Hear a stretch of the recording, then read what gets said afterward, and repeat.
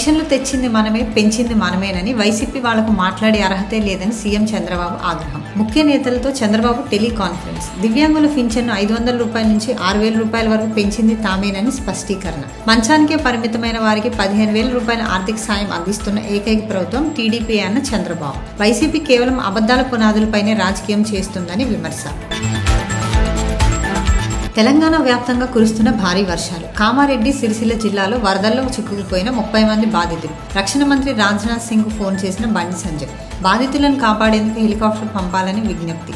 సానుకూలంగా స్పందించి అధికారులకు ఆదేశాలు జారీ చేసిన రక్షణ మంత్రి. రాష్ట్రానికి సాయం చేసేందుకు ఎన్డీఎఫ్ బృందాలు సిద్ధం.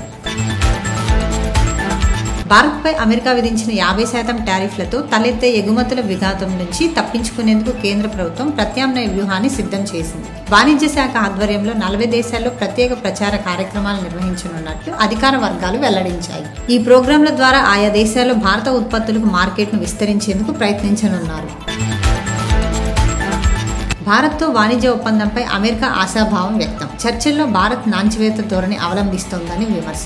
ప్రధాని మోదీ, అధ్యక్షుడు ట్రంప్ మధ్య మంచి సంబంధాలున్నాయన్న US treasury secretary Scott Bessent. చర్చల ప్రక్రియలో భారత్ తమను ఆడిస్తోందని ఆరోపణ. సూర్యరశ్మితో ఇంధనం. శాస్త్రవేత్తల అద్భుత ఆవిష్కరణ.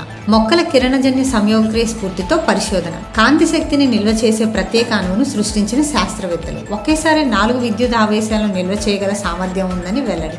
తక్కువ కాంతితోనే పనిచేయడమే ఈ ఆవిష్కరణ ప్రత్యేకత. స్విట్జర్లాండ్లోని బాసిల్ యూనివర్సిటీ పరిశోధకుల ఘనత ఇది.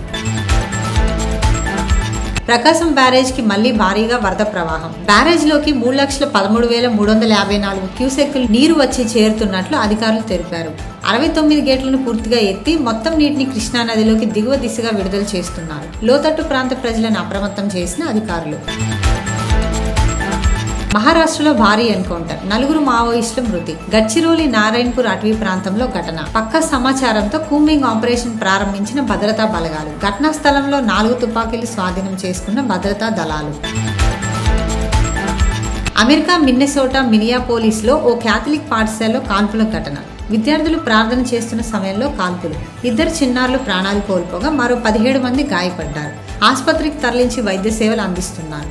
నిందితుడు తన తుపాకీల మీద భారత్పై అనుదాడి చేయాలి అని రాయడం కలకలం రేపింది. ట్రంప్ను చంపాలి, ఇజ్రాయెల్ పతనం కావాలి అంటూ మరికొన్ని రాతలు ఉన్నాయి. దాడికి పాల్పడింది 23 ఏళ్ల రాబిన్ వెస్ట్మెన్ గా గుర్తింపు.